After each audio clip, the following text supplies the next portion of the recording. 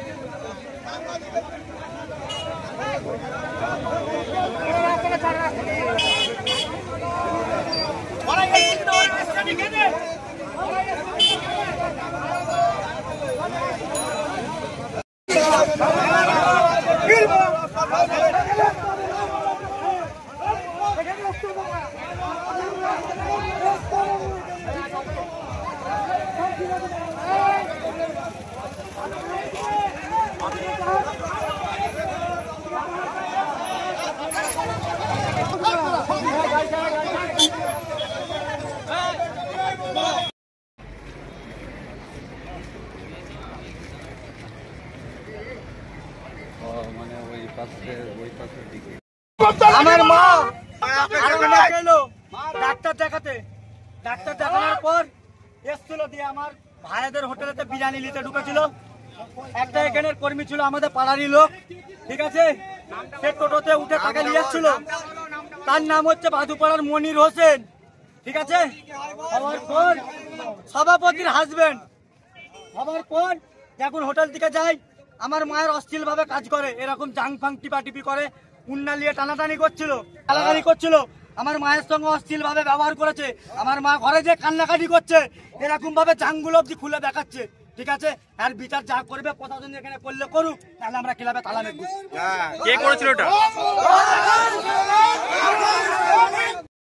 বিষয়টা হচ্ছে কি যে আজকে আমার একটা বাড়ির বড় ভাবি, সে এসেছিল হসপিটাল তার পেশেন্ট নিয়ে।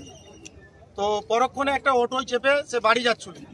যেতে যেতে এখানে যে পঞ্চায়েত সভাপতির স্বামী, সে মদ খেয়ে সেই পড়েছিল রাস্তাতে, তাকে জোর জবরদস্তি করে একজন ব্যক্তি সেই টোটোয় তুলে দেয় এবং সে ওঠার পরেতে তার কিছুক্ষণ রাস্তা যাওয়ার পরেতেই আমার বড় ভাবির গায়েতে হাত দিয়ে করে আমার বড় ভাবি প্রতিবাদ করতে গেলে তাকে বলে যে আমি পঞ্চায়েত অঞ্চল সভাপতির স্বামী, তুমি কি কাকে কি কথা বলছো। তারপরে সে বলছে তুমি যাই হও, তো তুমি আমার গায়ে কেন হাত দিচ্ছ। যখন সে বলেছে গায়ে কেন হাত দিচ্ছ, তখন সে তাকে গালাগালি এত অশ্লীল ভাষা বলেছে যেটা মুখে উচ্চারণ করা যাবে না, আমার পক্ষে উচ্চারণ করা সম্ভব নয়। কিন্তু এই কামারপুকুর চটিতে মানধারণের কিছু ব্যক্তি এই নেতৃত্ব দিচ্ছে এদেরকে এই খারাপ কাজে এবং ওই মদ থেকে আরম্ভ করে সর্ব কাজে এরা লিপ্ত। কিন্তু প্রতিবাদ করতে গেলেই তাদের উপরে জুলুম হয়, অত্যাচার হয়। আমরা এর একটা বিদ আন্দোলন চাই, যাতে কোনোদিনের জন্য এরা এইভাবে না করে। আর দ্বিতীয় নম্বর কথা হচ্ছে, এরা এই কামারপুকুর চটি থেকে কোনো গরিব মানুষ, ফুটপাতেতে বসবাসকারী মানুষ, তারা যদি কিছু একটা চায়ের দোকানে ডেরে ফেলে, এই জোচ্চোরদের জন্য তারা ওই যে সেখানে তলা তোলার জন্য সকালে একজন যাবে, যে বলবে 1000-2 টাকা দাও, বিকালে একজন যাবে বলবে 1000-3 টাকা দাও, নাহলে দোকানে তালা মেরে দেবো। এদের অতিষ্ঠতে মানুষ খুব অসুবিধার মধ্যে আছে। আমরা চাই, এটা হচ্ছে এখানে এই মনির, যে মনির আব্দুল গোষ্ঠীর লোক, সেই মনির এখানে তো সবসময় থাকে এবং নেশাগ্রস্ত অবস্থায় থাকে। আর সেই আব্দুল গোষ্ঠীর লোকের সঙ্গেই তার ঘনিষ্ঠ। অতএব আমি যেহেতু একটা আব্দুল একটা দায়িত্বের মধ্যে আছে, আমরা তাকে যথারীতি ফোন করেছিলাম। আমাদের গ্রামেরই মানুষ, সে একটা নেতৃত্বের জায়গায় আছে যে এর একটা আপনি বিহিত করে দেন, যাতে করে কেসটা আর বাড়াবাড়ি না হয়। সে 10 মিনিট পরে ফোন করবো বলে কেসটাকে চাপা দিয়ে দেয়। এখন পর্যন্ত কোনো কিছুই যোগাযোগ করেনি এবং মোবাইলে সুইচ অফ, তার সঙ্গে যোগাযোগ করতে পারিনি। শাসক দলের নেতা, আর যার বিরুদ্ধে অভিযোগটা, সে হচ্ছে মনির, পঞ্চায়েত সভাপতির ওই স্বামী, যে করেছে ঘটনাটা। আপনারা কি চাইছেন? আমরা চাইছি তার প্রতিবাদ। আপনার নাম? আমার নাম শেখ ফজলুল হোসেন। এটাই তো তৃণমূলের কালচার। এই দলটার নামই তো তৃণমূল দল, যেখানে নারীদের সম্মান করা হয় না। যেখানে হসপিটালে চাকরি করতে গিয়ে নার্সকে ধর্ষণ করা হচ্ছে, স্কুলে বাচ্চারা পড়তে যাচ্ছে সেখানে ধর্ষণের শিকার হচ্ছে, কলেজে যাচ্ছে শ্লীলতাহানির শিকার হচ্ছে, রাস্তায় পথ চলতি মেয়েদেরকে অত্যাচার করা হচ্ছে। এই দলটা পশ্চিমবাংলার নারীদের কখনোই সম্মান করতে জানেন না। পশ্চিমবাংলার নারী মানেই তাদের কাছে ভোগের বস্তু। আবারও পরিচয় হয়ে গেল আমাদের গোঘাট 2 নম্বর ব্লকের পঞ্চায়েত সমিতির সভাপতি স্বামী সেটা করে তা দেখিয়েও দিলেন।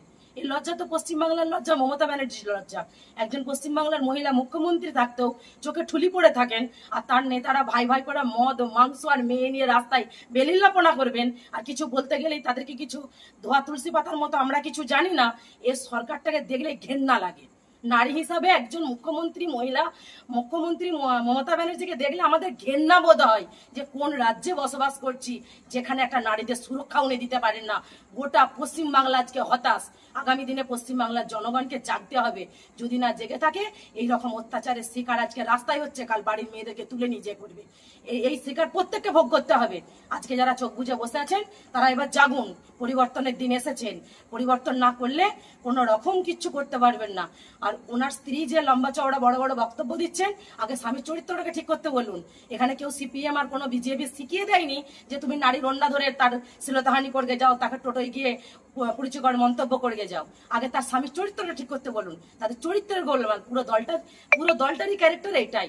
এরা মেয়ে দেখলে ঠিক থাকতে পারে না, এদের সবসময় উল্টোপাল্টা হয়ে যায়। এই দলটার নামই হচ্ছে তৃণমূল দল। আপনার নাম? আমার নাম দোলন দাস, আরামবাগ সাংগঠনিক জেলা সেক্রেটারি।